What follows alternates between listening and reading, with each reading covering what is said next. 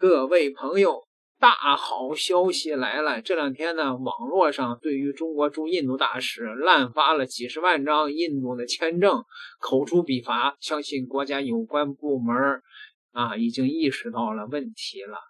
大使还没传出有事儿但是呢，中国广州政府出台了地方措施，要悬赏清理外国人了非法滞留的外国人了，这是好事儿。不过呢，我在视频里也曾经说过，男人守国门，女人守血脉。中国的一些不能说是贱女人吧，反正人各有志，是吧？有人说你就应该说她贱好吧，这些女人是一个非常大的漏洞带印度男友去张家界旅游是一种什么体验？到达车站真的空，候车中，动车来了。沿途风景不错呀，到站了。张家界，35度的张家界很热情，土家族服饰很漂亮。点了3个菜，特色3下锅，味道不错，值得点赞。好吃，湘西腊肉真不错。到了民宿，跟小朋友一起玩。孩子们很热情，一个字说。旅游心情很激动。我要买一个。打卡72楼奇观，逛吃。超酷大将军气场全开，夜景真的震撼。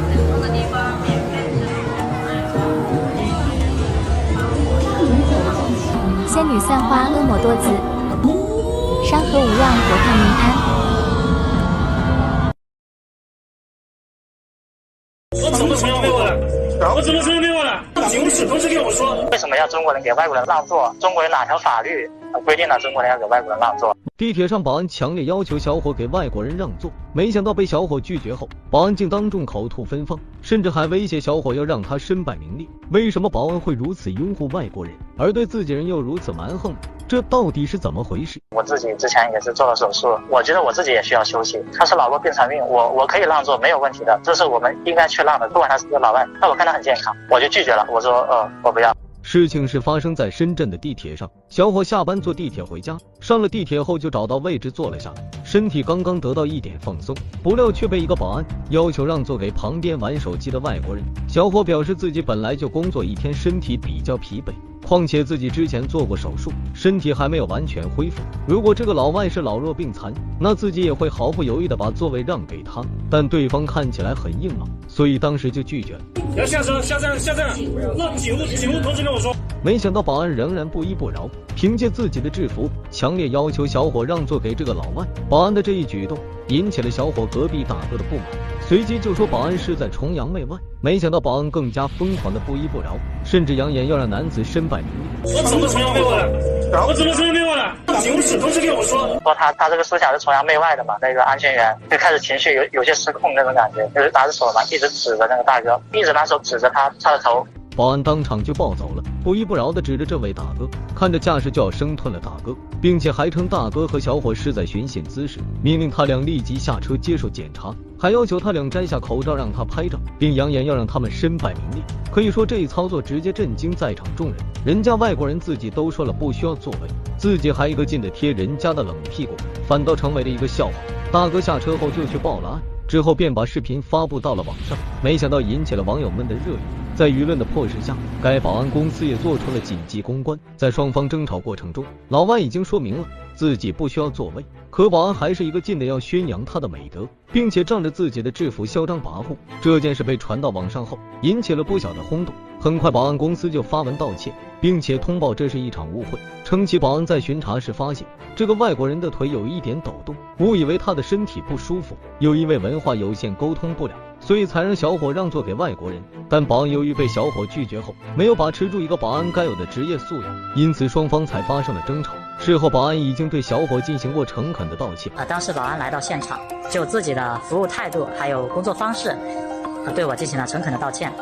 根据保安公司规定，该名保安也已经离职了，并且以后会加强对保安业务的培训。这件事到此就告一段落。虽然保安的心是好的，但是他的做法却令人寒心。对待外国友人，我们确实应该体现中华美德，但是也没有必要一味的去迎合外人而伤害自家人。对此大家有什么看法？欢迎评论区留言讨论，我们下期见。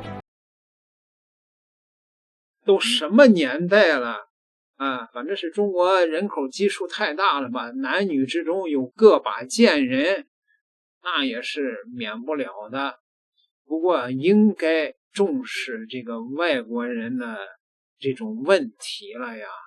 你看看放进来的都是一些什么人呢？来中国穷游啊，这不给中国贡献这个外汇，到中国这全是来沾光的。已经吃上2顿饭的印度博主，距离昆明大概还有300多公里的路程，而习惯接受帮助的博主脸上笑嘻嘻的搭车，嘴上却在疯狂吐槽，可谓是变脸极快。而接下来他将继续开始搭车之行，然而连续几次被司机请下车，更是把厕所当成5星级酒店，成为他洗漱的首选之地。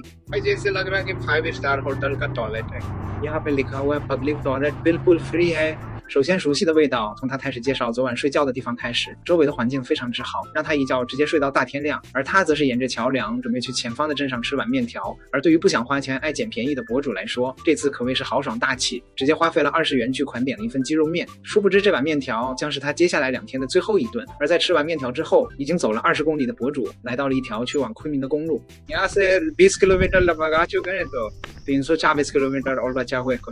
此刻口干舌燥的博主身上没有钱也没有水，想要讨口水喝也没有看见一个人。眼看就要临近中午了，于是他想了一个办法，从背包拿出了纸笔，开始模仿中文字写了一个免费搭车的牌子。而对于这样的操作，博主还不忘吐槽这里的人都看不懂英文，所以他只能写中文，这样过往的司机才能明白他要免费搭车的意思。इंग्लिश यहाँ पे बहुत ज्यादा मुश्किल है, लोग समझ नहीं पाते. कोई जो है बॉडी लैंग्वेज समझ जाता है तो गाड़ी रोकता है.自信的博主认为接下来一定能够搭上车，然而连续几次过往的车辆都选择直接无视了他。没有办法的博主只能边走边看，大约又是走了10多分钟，他看见了一辆停在路边的大货车，随后没有经过同意，他就直接上前拍门坐了上去，然后才叽里咕噜不紧不慢地说了一声他要去昆明。昆明啊，我不去昆明啊！司机大哥已经明确告诉他不去昆明，然而博主却厚脸皮地要求司机大哥送他一程。眼看博主不愿下车，司机大哥也就看他可怜，所以还是决定送他一程。然而一路上自来熟的博主又是喝水又是吃水果，而且还没有系安全带，一系列的操作，但凡是个正常人都是看不懂。随后不知过了多久，镜头一黑，司机大哥表演了一个魔术，让博主直接从车上来到了车下。就在博主一边走一边吐槽的时候，镜头一转，他又笑嘻嘻地坐上了另一辆火车。然而仅仅只是10多分钟，司机大哥又给大家表演了一个魔术。不过脸皮厚的博主直接是无缝连接的坐上了另一辆火车。随后过了大概半个小时左右，可能身上味道有些大的博主直接触发了司机的被动技能，又给大家来了一次魔术表演。对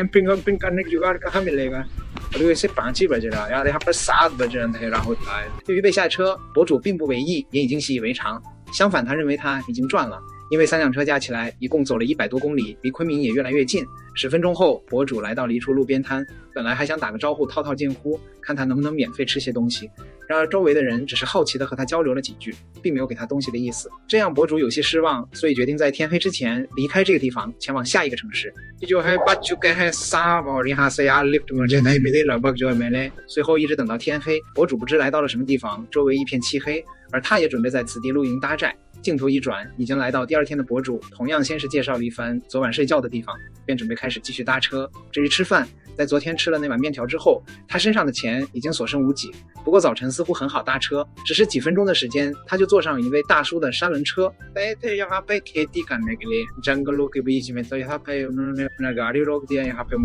虽然只是前进了几公里的路程，但博主认为今天是一个非常不错的开头。随后他一边行走，一边对来往的车辆招手示意。虽然没有车辆停下，但丝毫没有影响他的自信心。没一会儿，他就来到一处牛棚，并且双手合十，进行了一次亲切的问候，似乎是祈祷起了作用。只是几分钟的时间，他就遇到了一位赶集的大叔，而他也被大叔免费送到了附近的小镇上。本来大叔建议他乘坐公交车前往市区，但博主还是选择了不行。随后经过一转，已经来到市区的博主直接站在了收费口的路边，而此地距离昆明大概还有200多公里的路程。而对于博主一路上的举动和不遵守交通规则的行为，就连评论区的印度网友都有些看不过去了，感觉博主是在丢他们的脸。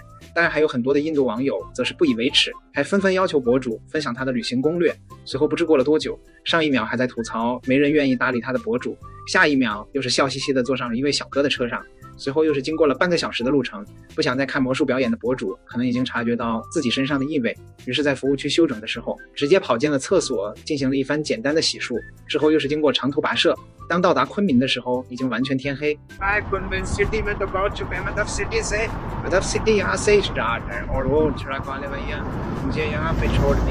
博主的意思是司机小哥应该把他送到市中心，而不是在这无法露营的地方。看得出来他现在已经开始语无伦次，甚至语气中还带有责怪。随后又冷又饿的博主只能徒步向着市区前进，想要找个公园或者广场之类的地方露营睡觉。不知走了多久，毫无进展的博主直接瞄准了一处公共厕所。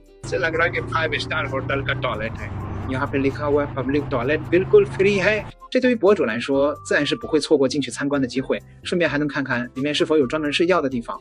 毕竟在他看来，这样的厕所一定会有人值守，然而里面却是空无一人。但让他惊喜的是，里面有专门洗漱的地方，还有可以充电的插头。当然博主也不傻，不会直接在厕所里面露营，而是把这标记成洗漱的地方，准备再看看周围是否有合适睡觉的地方。而结果也没让他失望，附近就是一个公园广场，不仅可以露营，还有很多的免费设施。这对于博主来说无疑是一个非常不错的地方。而在选好露营的位置之后，他今天的搭车之行也到此结束。估计最近呢，中国的网络舆论太大了，有关部门也注意到了这个问题呀。外国人最为泛滥的这个广州市啊，重申了公安局悬赏举报非法滞留的外国人的问题啊。公安局的这个文件就规定了悬赏啊，这回是真急了，明码标价，举报3非老外，查实1人奖1000，举报非法雇佣的黑厂黑店5000起步，上不封顶5万啊！这要是要把全广州的千万市民直接变成边外的出入境稽查员了。不少人呢只盯着赏金，可是呢我觉得这核心不是拿钱，是倒逼用工市场守规矩，外来的无证的外国人无序涌入，挤压了中国的打工人的岗位，部分小店只顾压低用工成本，漠视法规，最后吃亏的是中国的普通的老百姓啊！广州现在干这个事儿，本质上是全民参与监督，压缩投机商家的侥幸空间啊！不过呢，可别想着捏造线索牟利啊，恶意诬告会承担法律后果的啊！这个投机是行不通的啊，这个是一定要这个实话实说，有就是有，没有就是没有啊！现在呢，广州算是想明白了，单纯依靠执法人员排查的覆盖面有限，普通群众日常发现问题的线索，补齐监管的盲区。城市包容不等于放任无序啊，规整用工环境是吧？这个要保护中国老百姓的就业权益，全民监督的这种方式值得在全中国推广。朋友们，给广州市先点个赞，下期再聊，点个订阅吧。